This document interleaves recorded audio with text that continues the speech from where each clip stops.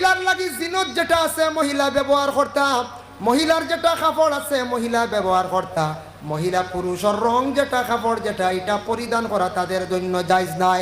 বর্তমান সময়ে কিছু মহিলা হলাসন দেখবা প্যান্ট শার্ট পরিধান করিয়া জমিন চলডা হারামি তরিকা কাপড় ব্যবহার করডা।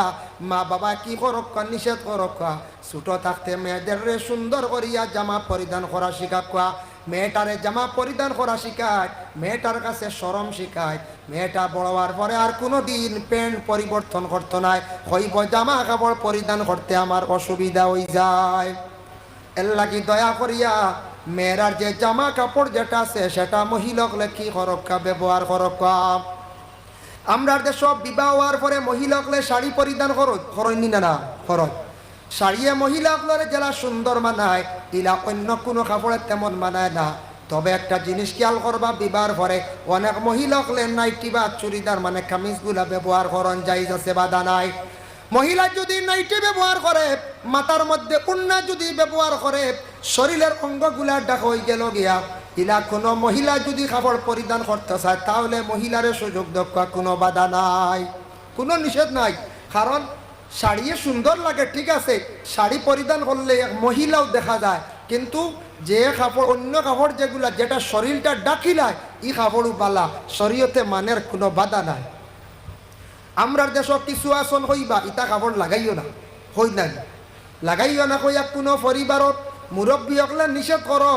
যদি কোনো পরিবারের মুরব্বী শ্বশুর শাশুড়ি এখন বলে মা গো তুমি আমার ছেলের বউ, তোমারে কইয়ার শাড়ি লাগাও দেখতে আমরার বালা লাগে, আমি কইয়ার শাড়ি খান্তা লাগাইয়া জীবনে তুমি চলো সুন্দর লাগে, তাহলে শ্বশুর শাশুড়ির কথা মানো আর প্রয়োজনীয় তুমি নাইটি ব্যবহার করো, কোনো বাধা নাই। তবে শ্বশুর শাশুড়ির কথা কিছু মানা দরকার আছে, যেহেতু তোমার স্বামীর মা বাপ তোমার মা এবং বাবার সমতুল্য দিয়া তুমি চলিয়া যাই যায়, শ্বশুর শাশুড়ি তোমার মা বাবার মতো তুমি মনে করিয়া জীবন কাটাই যায়।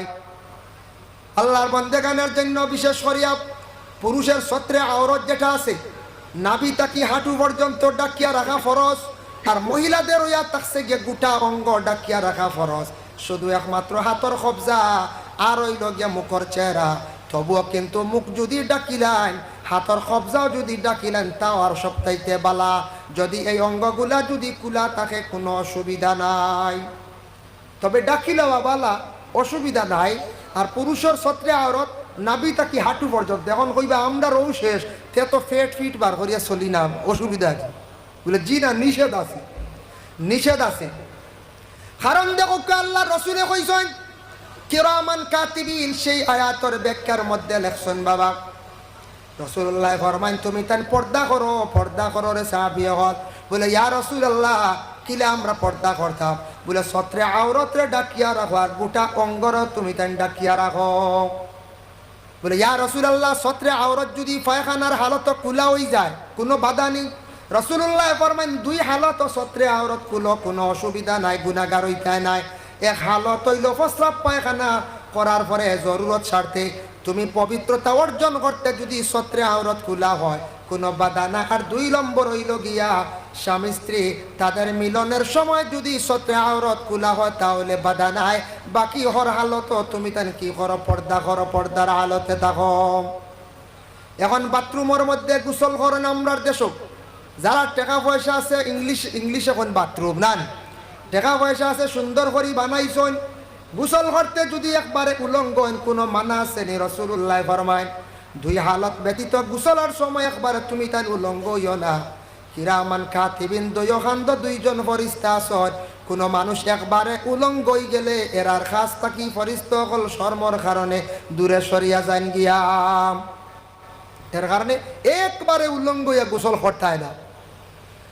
আর আমরা মুসলমানের প্রায় বাড়ি নাছে, অনেক বাড়ি নাছে কিন্তু এখানে হাম্মাম খানা নাই। মহিলাগুলো দেখবা গোসল করতা খাবার পরিবর্তন করতা, কিন্তু আমরা হাম্মাম খানার বিলকুল খবর নাই।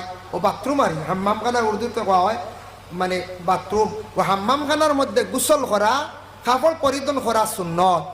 গড় বানাইতে পারছেন না, টাকা পয়সা নাই, ফুসকুরিনির ফারো এখান বানাইয়া সারা রাখক কা মুসলমান। আপনি মুসলমান বাড়ি চিহ্ন থাকতো, মুসলমানের বাড়ির মধ্যে আউটা থাকতো, আপনার বাড়িতে একটা রাং দিয়ক বাঁশ দিয়ক আউটা দিয়ে বেড়া দিয়া রাখতাম, বোনকলে বাড়ির মধ্যে গোসল করতা। কিংবা তফস্কুরনির ফারক গোসল করিয়া কাপড় পরিবর্তন করতা সুন্নতি তরিকার দ্বিতীয়ত থাকছে গিয়ে পর্দার হালতে কাপড় বদলাইতাম। এটা আমরা থাকতোই না, না থাকতো। এটার দায়িত্ব কার বলে? গার্জেন স্বামীর উপরে দায়িত্ব। বাড়ি আড়াল দিতা, বাড়ি আড়াল দিতা। বাড়ির মধ্যে গাছপালা থাকলেও একটা আড়াল আছে, বাড়ির মধ্যে উঠা বেড়া থাকতো। এটা থাকছে গিয়ে স্বামীর উপরে দায়িত্ব। মহিলাগুলোর উপরে এটা কিন্তু কোনো দায়িত্ব নাই, মহিলার উপরে দায়িত্ব নাই। মাঝে মধ্যে দেখছেন না কোনো কোনো বাড়ি একবারে খালি, গাছপালা নাই, আর কোনো বাড়িতে তো গাছপালা থাকে, কোনো বাড়িতে একবারে গাছপালা নাই দেখা যায়। এই বাড়িত মানুষে হয় খেয়াল করতে না গাছপালা লাগাইতে না। এক গার্জেনটা আসলা, এক বাপ আসলা, বাপে ছেলের ওসিয়ত করলা, ও বাবা বাড়িত বাজার বুয়াইও, আজার মাছর কল্লা খাইও আর 3 মুড়িলার বুদ্ধি লইও। কিতা কইস? বাড়িত বাজার বুয়াইও, আজার মাছর কল্লা খাইও, 3 মুড়িলার বুদ্ধি লই। বাপে নসিয়ত করছো না আওলাদ রে, ফুয়া এখানে বুঝছই না, বাঙ্গিছই না। বলে বাবা বাড়িত বাজার বইতাম, কিলা বাজার এটা জিজ্ঞাসই না। কয়েকদিন পরে বাপ মারা গেছন, মারা যাওয়ার পরে কইলারে বাবাই জীবনে নসিহত করছন বাড়িত বাজার বইতাম। দুল মারছে বেটা নিয়া বাড়িতে কান সুন্দর করিয়া বাজার বই দিছে। বাড়িত বাজার বইছে, সব জাত জিনিস উঠবুন না না পঞ্চায় হাসাও বাড়িত বাজার চলে, মেলা চলে। আর 2 নম্বরে বাবা কইছেন হাজার মাছর কল্লা খাইতাম। বড় বড় মাছ যেগুলো কিনে আনিয়ে খাওয়া শুরু করছে। খাইতে খাইতে সম্পদ খুয়াই লিছে। চিন্তা করলো রে বাপে এমন নসিহত করলা আর আমি আমল করলাম, আমার সারাটা শেষ একবারে হয়ে গেছে গিয়া, সারা শেষ। কিতা করতাম? 3 মুড়িলার বুদ্ধি, 3 মুড়িলা খেয়ে বারোইছে গড়তা কি বারোইয়া রাস্তা দিয়ে একজন মানুষরে জিজ্ঞাসা করছি, ও বা 3 মুড়িলা খারে হয়। হি মানুষে কইল, ও বেটারে কন যে বেটা গড় আটকি রইছন একবার বিছনাত, হাটুয়ার কল্লা এখান হয়ে গেছে গিয়া। ইটা মানুষ মরবার সময় মানছে বালা বালা বুদ্ধি বাতাইয়া মানুষ জমিন থাকি বিদায়। বয়স্ক মানুষের কাছে গেলে জীবনে বালা আপনি বালা পরামর্শ পাইবা, বয়স্ক মানুষের কাছে গেলে বালা বুদ্ধির কথা পাইবা, পুরাণ আমলে কিছু মাত পাইবা, অভিজ্ঞতা হইব। আচ্ছা যাও, গেল গিয়ার একজন বয়স্ক মানুষের কাছে গিয়া কইল, আপনার কাছে আইসি একটা বুদ্ধি লোয়াত। বলে কিতার লাগিয়া? বলে বাবাই জীবনে নসিহত করলা, বাবার 2 মাত আমি পালন করলাম, একবারে ধ্বংস হয়ে গেছে গিয়া, সম্পদ শেষ হয়ে গেছে গিয়া। বলে কিতো হয়েছে? কিতা কইসলা বাবি? বলে বাবা কইসলা বাড়িত বাজার বুয়াইতাম, হাজার মাছর খোল্লা খাইতাম, বাজারও বুয়াইলাম, খোল্লাও খাইলাম, কাম শেষ। বলে ও বেকুফ, তুই আগে আমার কাছে আইলে না? বাপে কইসন বাড়িত বাজার বুয়াইতে মানে অর্থ হইল গিয়া বাড়িত গাছপালা লাগাইতায়, বাড়ির মধ্যে গাছপালা লাগাইতায়, ফলর গাছ লাগাইতায়, ফল ধরব গাছ লাগাইলে বাড়ির সৌন্দর্য বাসিব, ফলর গাছ লাগাইতা, ফল বিক্রি করতা, খাইতা, আয় ইনকাম হইব। বাড়িত ফলর গাছ লাগাইতাম না, না ফলর গাছ থাকলে সুন্দর না, নিজেও খাইলা, বাচ্চারাও খাইলা, বিবিও খাইলা, ফলর গাছ লাগাইতো। বাড়িত বাজার বয়স মানে বাড়িত ফলর গাছ লাগাই। হাজার মাছর কল্লা খাইছ কইছো, তুই মনে করছো 1000 টাকার দরের গু? না না, সরু মাছ লইয়া আনি খাইতে আসলি, বুঝতে পারছি। ছোট মাছ লইয়া আনিয়া তুন খাইতে 1 কেজি মাছে 100 টাকার মাঝে 1000 কল্লা মিলে। কথা খাইলে তো তোর ফায়দা হইল নে, ব্রেইনের ফায়দা, চক্কর উপকার। বাবার কথা শুনছত কিন্তু ইখান জিজ্ঞাসা করছত না, বুঝছত না। যা সম্পদ তো খুয়াই লাইছ, তেল লাগি আল্লাহর বন্দেগান। যে কোনো আমরা মুসলমানের বাড়ি ইখান আবার মুসলমানের লাগান দেখা যাইত। মুসলমানের বাড়িত ফসরাবাল ইখান ঠিক হইতো, ফসরাবালর আউটাও ঠিক থাকতো, এতে খাসাও। মুসলমানের বাড়িত পায়খানা গড় ইখানোর দেখার বেলা কিছু ঠিক থাকতো, কিছু গাছ চুলাও হইতো, কিছু ফুল লাগাইতাম মুসলমানক লে। সারা হিন্দু বাড়ি ফুল, মুসলমানের বাড়ি নাই, খোলা নাই। মুসলমানের বাড়ি ইখান দেখা যাইতো। এর লাগি আল্লাহকে আসতে দয়া করিয়া মুসলমানের বাড়িত টিস্যু থাকতো বা ডেলা থাকতো। আমরা একদিন হলো এক জায়গাত গেছিলাম, গিয়া কইলাম ডেলা দেখো আছেন বেটা? দাঁড়িয়ে দেখছি খালি লাত্তার, বুঝেছি। এটারে বললাম ডেলা আছে, টিস্যু আছে? বলে জিও দিয়া। গিয়া দেখাই ফিসে গিয়ে খালি দাঁড়িয়ে দুম লাত দে, বুঝছি, দায়ের বাঙ্গিয়া নিয়ে দিছে বেটা। ও বুঝা, ও ভাই এবার মেসাও বলাই তাই ডেলা নাই। এতে বুঝা যায় বাড়ির জীবনে ডেলা ব্যবহার করেন না। মুসলমান হইয়া ফসরাব করিয়া ডেলা ব্যবহার করছেন না। এর লাগি হুশ করবা বাবা, কোন দিন কোন কুটুম আইয়া আপনার বাড়িত পৌঁছিবা, আইয়া যদি ডেলা পাইন না, এল্লা খান জীবনে সরম আর হইতো নাই, সারা জীবন গিয়া খালি কুটা দিবা। মানছে কইবা বা বাইসা ও বাড়ি ফুড়িয়ে গুবিয়া দিতা আসলাম বলে হাসা নেই দিতাই তোরে বা আমি গেছলাম, এই বাড়িত গিয়া দেখছি একবারে মুসলমানই নাই। বলে কিতা? বলে ডেলাও পাইছি না ফেসাবল পাইছি না ও মনে ইট দিকন খালি থোয়া কোনো সুরত ও খালি তারা ফেসাব করতে অন্য ফুড়ি দিতাই নি আবো হইবই না পঞ্চায়েত হইব এর লাগি বিশেষ করিয়া কোন দিন কোন মিয়াসাবুবালা আইবা কোন দিন কোন মুরব্বী কুটুম মানুষ আইবা ইয়া যদি মুসলমানের বাড়ির ডেলা পাই না ই বাড়ির যদি আইয়া ফসলা বালোর আউটা বেড়া ঠিক পাই না ও বাইরে জীবনের লাগা জীবনের সবচাইতে বড় শরমের থাকি আর হইতে পারে না। আর এক তৈল গিয়া শরীয়তের হুকুম আপনার আমার মানিয়া যাইতা আমরার বাড়ির ডেলা থাকতো আমরার বাড়ি পর্দা থাকতো আমরা হইলাম গিয়া মুসলমান। আপনার আর ওখানে নদী আছে নিশ্চয় নদীর বারো মিষ্টি লাউ ধরেন না মিষ্টি লাউ হলাই না খুব বেশি সোনাবাড়ির কাছে যায় ইয়া আল্লাহ ইনুর কিরাত বাজার রাত 3টার সময় দেখছি লৌডি যায় বহুত বাজার দেখছি ইটা বাজার দেখছি না সোনাবাড়ির বাজারে রাত 3টার সময় 2টার সময় দেখি মাল গেল এরা ঘুমাই না হ্যাঁ দোয়াই আল্লাহ কত ও রাত বিকি যাই না সকালে বিকি ও জাগা পাই না ও আচ্ছা আমি কারো রাত থেকে শুরু হয়ে যায় আমি তো জানি না আমি এই 2 বছর থেকে তো আপনার উপায় একটু বেশি হওয়া পড়ে কম বেশ রাত তেরে যাই 2:30 3টার সময় সোনাবাড়ি ঘাট দেখি ইয়া সুবহানাল্লাহ 3টার বাদে খালি দেখি মাল আর মাল খালি সবজি আর সবজি আমি তো জানতাম না আগে দেখুন জানি মিষ্টি লাউ বাজারও উঠে কিন্তু গাঙ্গর সর মিষ্টি লাউ ধরে মিষ্টি লাউ ধরার পরে যে বড় মিষ্টি লাউ হয়ে যায় ইগুরে মানুষে একটা চোখ পড়ি যাইব নজর লাগি যাইব করিয়া হবু মানুষে ভাতা দিয়া গুড়িয়া থই না মিষ্টি লাউ আগে কইতা উষ্টা লাউ কথা কইতা না আগে কইতা উষ্টা লাউ এখন উষ্টা লাউর দাম বাড়ি গেছে বা হে ফাল্লাত উঠি গেছে হয়তো আপনারা সোনাবাড়ি কাটাবো বিকের গুড় প্রায় জায়গা তাবো ফাল্লাত এখন ফাল্লাত না খোঁজা উষ্টা লাউ এখন মিষ্টি লাউ নাম হইয়া ফাল্লাত উঠি গেছে গিয়া তারে মোটামুটি খেয়ার দি ভাতা দি গুড়ি গুড়ি দামি বানাই দিছে না আল্লাহর বন্দেগান একটা 200 টাকার লাউ মানছে গুড়িয়া তো মাঞ্চর চোখ পড়ে যাইব নজর লাগি যাইব আমরা কিন্তু 1.5 লক্ষ টাকা মোহর দিলাম 1.5 লক্ষ টাকা খরচ করিয়া নতুন ঘরের বিবিরে আনলাম ফরর মেঘরের মধ্যে আনিয়া আমরা লুকাইতো অবস্থায় রাখতাম এক গুঁড়ো মানছে চাই না ই মানুষের বা চোখ পড়তো নানি কোন চাই পড়বো নজর আছে মানুষের 2 প্রকার একটা নেক নজর একটা বদ নজর নেক নজর কোন উস্তাদে যদি চায় খার ভাই ছাত্রর ভাই নেক নজরে চাইলে ছাত্রর জীবন একবারে সুন্দর হয়ে যায় কোন মা বাবাই যদি আওলাদর ভাই নেক নজরে চায় আওলাদর জীবন বড় সুন্দর হয় কোন পীর মুর্শিদে যদি সাগরিদর ভাই যদি চায় একবারে জীবনটা সুন্দর হয় আর বদ নজরে যদি চান তাহলে বড় ক্ষতি করে এর লাগি নজর আছে মানুষে বদ নজরে যদি কোনো জিনিসের বা চাইলায় ক্ষতি করিলায় এর লাগি সামনে গরমর দিন আর এক বুড়ো ভাই আনতে দেখবা শুধু গার মধ্যে লঙ্গি আর একবারে ফেট ফিট বার করিয়া খালি গরিতরা কোন সময় খে নজর দিব একবারে আপনারে জ্বালাই লাইব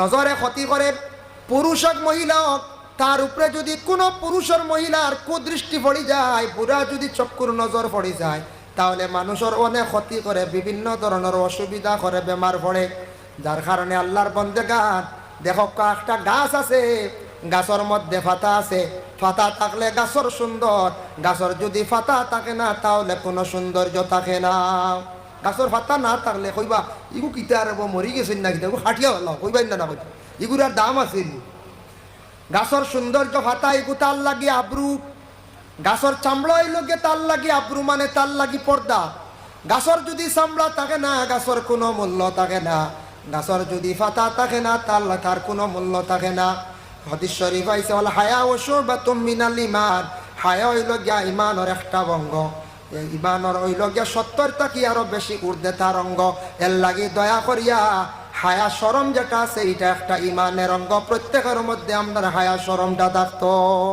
প্রত্যেকের মধ্যে থাকতো হায়া শরম একটা যদি অঙ্গ কমে যায় একটা অঙ্গ যদি কমে জেলা গাছর যদি পাতা গাছর যদি ডাল থাকে 70টা একটা ডাল ভাঙ্গিলে জেলা গাছটা দুর্বল হয়ে যায় অসুন্দর হয়ে যায় ঠিক তদ্রুবলা হায়া একটা মানুষের অঙ্গ কমে গেলে মানুষের ঈমান ওলা কমজোর হয়ে যায় ভাই মুসলমান আপনার বাড়িতে আছেন 2টা গরু আছে উদাহরণ দিয়া 2টার গরুর একবারে ওজন সমান অগু 80 কেজি অগু 80 কেজি 2 গরু হিং সমান 2 গরুর লেজও সমান দেখতে একবারে সমান লাগে কিন্তু 2টা গরু বাজার লইয়া যাওয়ার সময় গাড়িত করে নিত্রা কিবা তো হাঁটাইয়া নিত্রা আখতা আপনার ফুলের ওখানো বাড়ি খাইয়া এগোর শরীরটা কি কিছু চামড়া মানে সাল পড়ে গেছে গিয়া রুম পড়ে গেছে গিয়া রুম পড়ে না নিলে দাগ পড়ে যায় বাজারও নিচন নেওয়ার পরে যেগুর আই বইছে না ইগু বিকিব কত হাজার বলে ইগু বিকব ৬৫,০০০, আর যেগুর থোড়া দাগ পড়ি গেছে ইগুর দাম আইব ৬০,০০০। সমানে খবর ব্যবস্থা খেনে বলে ইগুর উপরে আই পড়ি গেছে, দাগ আলো হয়ে গেছে, ইগুর শরীরের মধ্যে দাগ পড়ি গেছে। গরুরও আব্রু আছে, তারও পর্দা আছে, তার শরীরের রোম। মুরুগ আছে, মুরুগের মধ্যে যে রুম যেটা এটা তার শরীরের পর্দা। দুইটা মুরুগ যদি আপনার বাড়ি তখন দুইটা মুরগা, একটার গলার মধ্যে পুরা রুম আছে দেখা, ইগু বাজারও নিলেও দেখবা বিকি যাইব গিয়া। আর দারো আর এগুলো ইয়া জান জানি যে গুরু গলাত রুম নাই, গলা খাটরা মুরুগ কয়, ইগু দেখবা বাজারও নিতে নেওয়ার পরে হিগু জেলা রইছে বিকিব, ইগু দেরি হইব।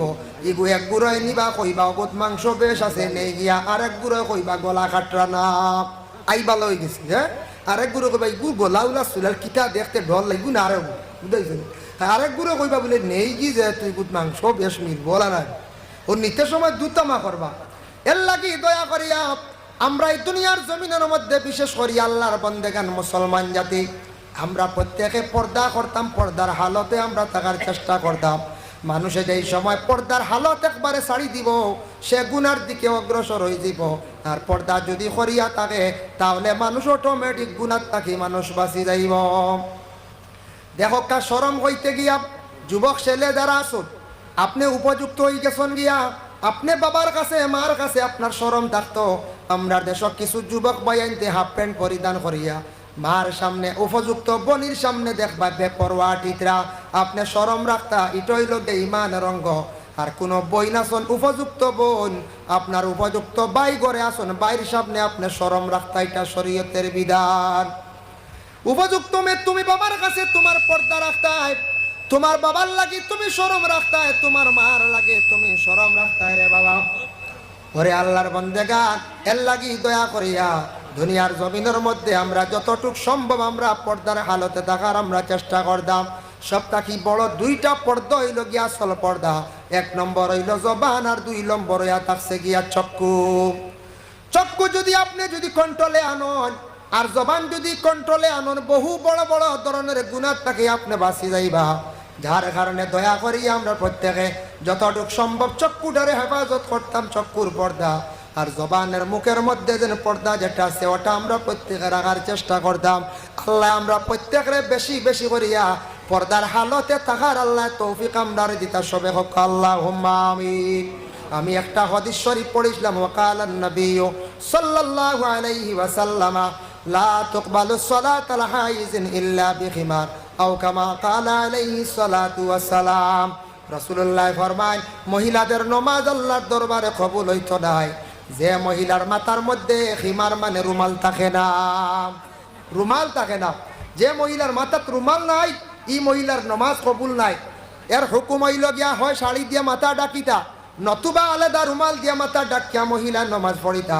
পুরুষের যদি মাথা ডাকতা তকি নাই নমাজ হয়ে যাইব, কিন্তু মহিলাগুলোর মাথা ডাকা না থাকলে মহিলাদের নমাজ আল্লাহর দরবারে কবুল নাই।